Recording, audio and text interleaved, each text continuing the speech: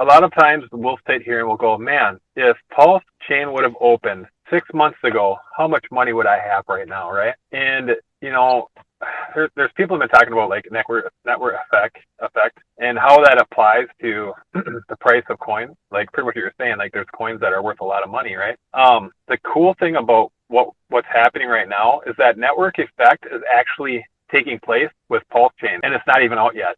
Meaning that, like I always think about testnet. Our testnet for Pulse Chain, like in the first couple of months, had over 100,000 people wallets using it actively.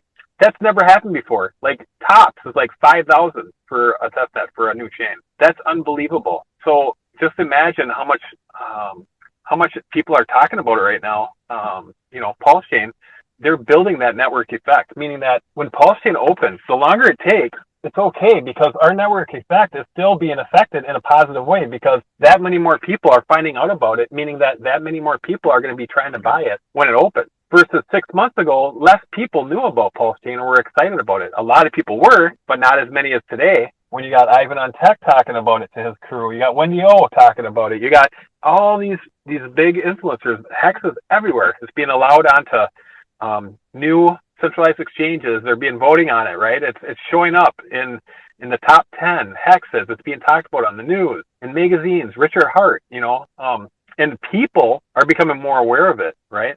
And so the network effect is actually working, and it's not even out yet. So like 6 months ago, yay, Pulse Chain. It's say if it 6 months ago, it say in 6 months it did a 20x, right?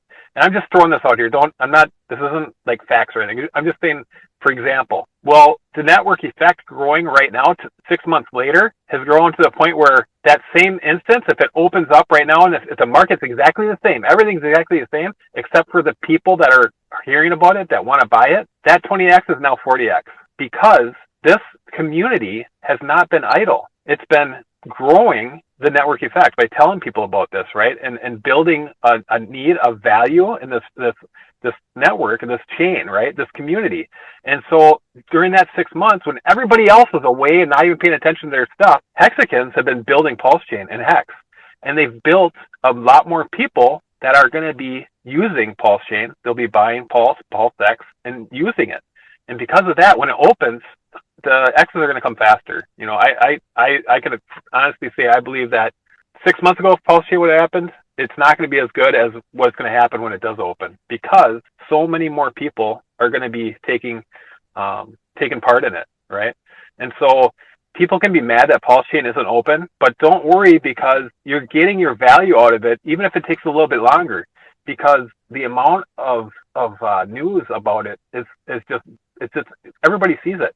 And more people are starting to ask about it, and that more and more people are going to want to be buying it. And so that increases the network effect. So, and if you look at network effect, if you have 10 times the amount of people that are using a coin, holding a coin, the price will square. So that'll be 100x. That's what the network effect means.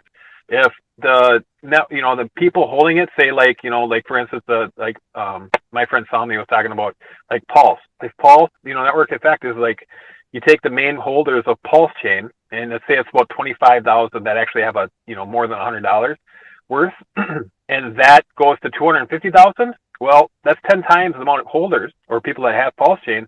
That means the price is going to 100x, right? So, and he's used examples in other coins to prove that's what happens. That's what works. So the whole point of this is don't be mad if Pulse Chain doesn't open right away, because all you guys are going to be there the first day to trade your coins for Pulse Chain anyways. You'll be okay. There'll be more people, but everybody else that's learning about it has no idea how to do the RPC. They don't use the testnet like you guys do. They aren't here. They're not like, they don't got Richard followed waiting for the notifications and everything. So you guys are still going to get your Pulse Chain, even if there's like a million people waiting for it. You're still going to get it pretty much what you were going to get it anyways, because everybody here is always on top of it. So, which is awesome for you guys. So the whole point of the story is if Pulse Chain takes another 3, 4, 6 months, it's okay. Value-wise, you're going to see a lot of value in it, and you're going to end up doing the same thing you would have done 3 months ago. The other things that I want you to mention is about here today is the Pulsechain. Pulsechain is famous not just because of its founder, but itself as well. So could you please also do a brief introduce with our members about Pulsechain? So the founder of Hex is Richard Hart.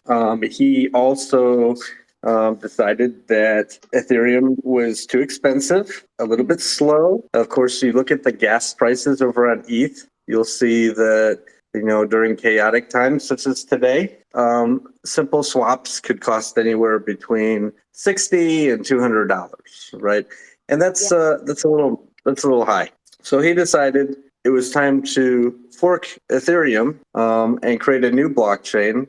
And what's unique about this, it's called Pulsechain, by the way. What's unique about this is all the existing tokens that people hold on Ethereum chain, they will also already be holding when Pulsechain goes live. So it's a complete system state copy of Ethereum. In fact, it uses the same code base as Ethereum, the same proof of stake model as Ethereum as we know it today, but it's a little bit faster and it's significantly cheaper, and all your tokens will already be waiting. So when it goes live, all that you have to do is change a couple settings in your wallet, and you will see all your existing tokens that you used to have over on Ethereum. You now have them on Pulsechain. There's a lot of cool mechanics of how the liquidity is going to work because there's a supply difference. And there's a lot of projects launching on Pulsechain right at the beginning. So most blockchains, when they go live, it takes them a period of time before people start developing on them.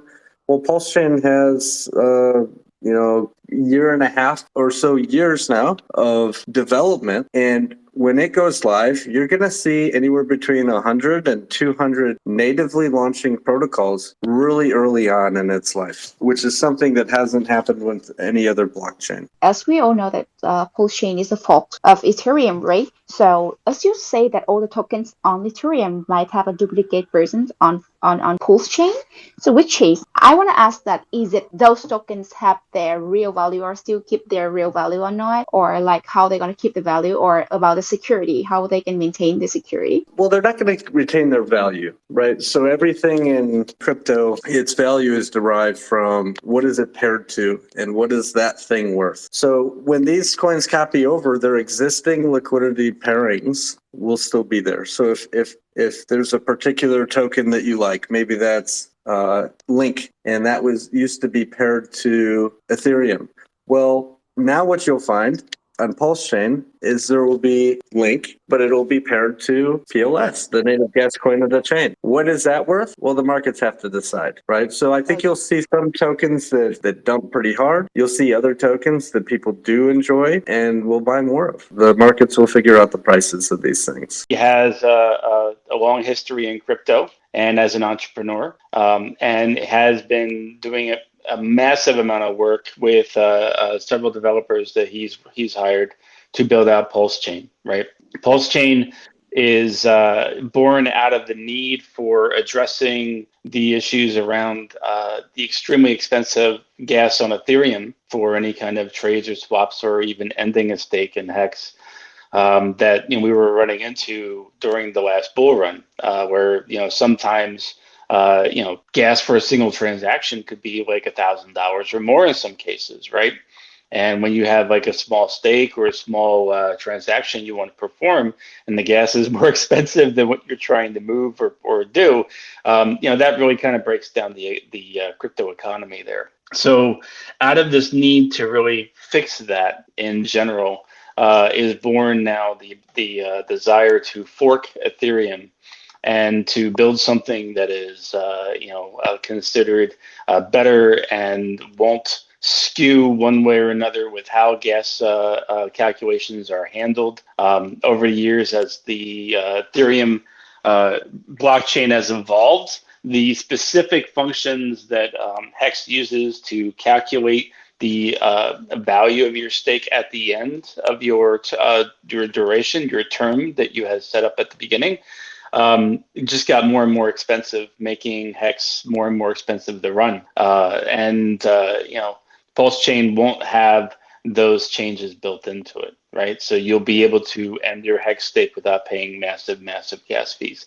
But then from there is born all the other things you need to successfully operate a blockchain. About Pulsechain, right? Can you please like give us some unique utility of Pulsechain as well as Pulsex to our community as well, because they are really curious about this. Sure. Well, I mean, the utility of Ethereum is to be able to run smart contracts. Pulsechain will have the exact same utility, the ability to run other DeFi protocols and smart contracts on it to be able to support a variety of different clients for nodes and validators and things, just like Ethereum does. And the more clients you support, the more nodes and validators you have running, the more secure and distributed your network becomes, right?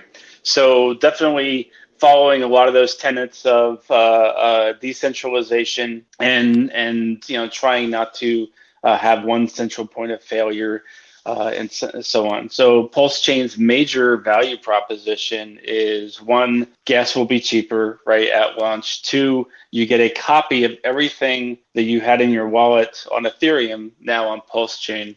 And then three is an entire ecosystem, as Jesse mentioned, of 100 to 200 new protocols will be launching on Pulsechain when it goes live. So that is a very large ecosystem of a lot of things to do on that chain on day one. Whereas a lot of other blockchains, when they launch empty, and then they go and try to gain the interest and the trust of developers to come and build things on their blockchain, right? Yeah, I can see that is the dream number for the other chains as well. All the chain, once they like develop any kind of chain, they always want to get as much developer to come to develop on their chain. But this mass number is quite impressive to me, to be honest, because the other chain, they even have to pay to get developer to come to their chain. Correct, and no developer in that 100 to 200 projects has been paid. There are no grants, right? So this is a community of people who are excited to bring value to the chain without being incentivized with anything else, right? Yeah. Which is huge. It really speaks to the community that is already looking to support this chain. It is a large community, especially from a crypto perspective, very fervent and very passionate community that believes in Richard Hart, believes in Hex, believes in Pulsechain, and what will be the most liquid decentralized exchange running on Pulsechain, which is called Pulsex. Pulsex is a fork of Pancake Swap with changes to add governance and additional staking for the Pulsex token. But Pulsex is more than just the DEX, because it will be also the recipient of a lot of the liquidity that will be rebalanced as a part of what Jesse mentioned earlier, where there's a difference in the total number of Pulse that will be in existence at the fork versus the total number of Ethereum. And I'll defer to Katie to speak about how that liquidity will be rebalanced at the launch to make sure that these ratios between Pulse and the tokens that are forked over make sense from a trading perspective, right? Because the last thing, as you mentioned, will there be value when everything comes over? It was a great question. It's everyone's first question. And the answer is, well, we can't say if there's going to be value or not, because the market will determine that. But what we can say is that the ratios between things will be properly maintained. So when you're trading number of, say, Pulse for number of Link tokens, like Jesse mentioned, those ratios make sense to an experience that you may have had the day prior on Ethereum, right?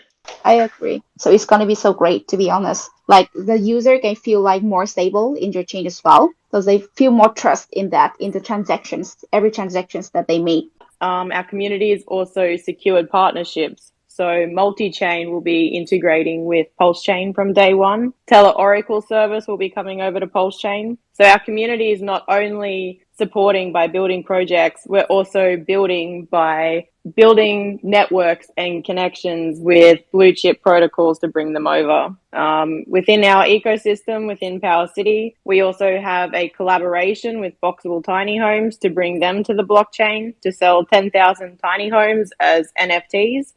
So within our community, we have innovation. We're forking the best DeFi projects that there is, and there's 300,000 people waiting for Pulsechain to launch on top of it all. Wow, 300,000 people.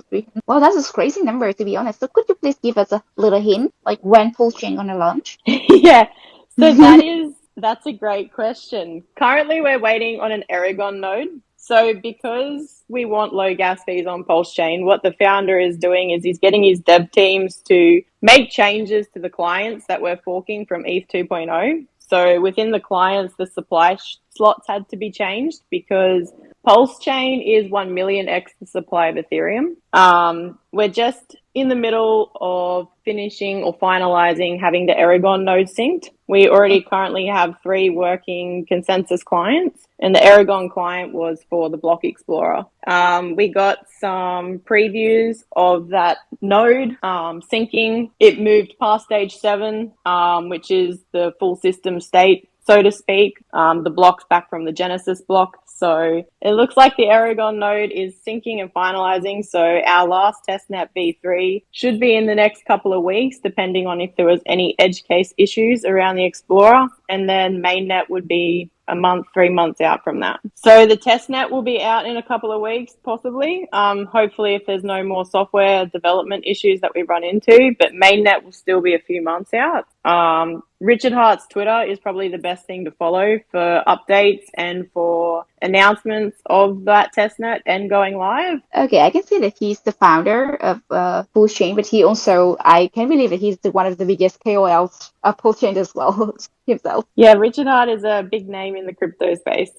We all know that other layer 1 that have launched don't always achieve the required adoption to thrive. So will there be substantial adoption for Pulsechain, and how can you be reassured by this? Well, as Katie said, there's approximately 300,000 people in the Hex community. They're already waiting and anxious to use the chain. And that number actually is going up, right? So for the past year and a half or so, as we've been telling people about this chain, there's more people that are ready to start using it on day one. So what's different about Pulsechain compared to, let's give some examples of like Phantom Chain or Avalanche Chain or Matic or something like that. Those chains, when they launched, they didn't have anything on it. The only way to get tokens onto those chains was you had to bridge. And then somebody had to create liquidity pools with the bridged wrapped tokens. And now you have an issue of, okay, the security in the bridge, and then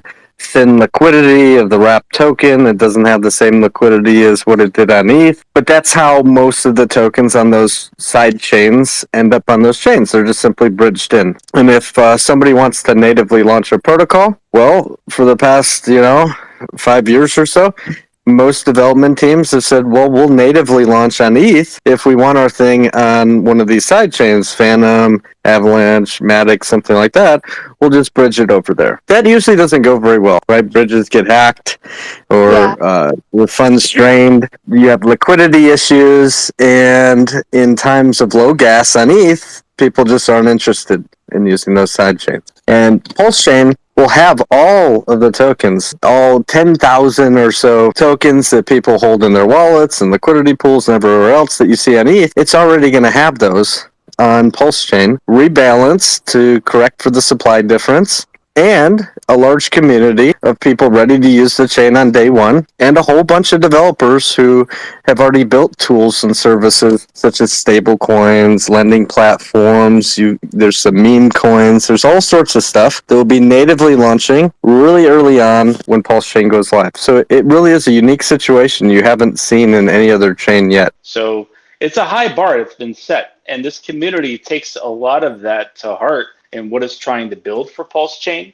what it's trying to bring to the table, and really create good, solid, ethical projects that are built on that foundation of those values, right? That really a crypto was originally kind of founded with, right? Okay, I can see that before we're starting to join this space meeting today, so I did some research on YouTube as well. I can see that like Pulsechain already creates a huge effect on social media. I can see a lot of titles from the other YouTuber. They post like some even like show their doubt about Pulsechain as well. Like, what is Richard Hart after once he create this project, or it's like what is the truth about Pulsechain, all the other stuff. But I believe that with the huge community, like you guys can beat it all up. I mean that with the reputations of Richard Hart overall, I can see because it's understandable for people to have awareness about the situations of the cryptocurrency.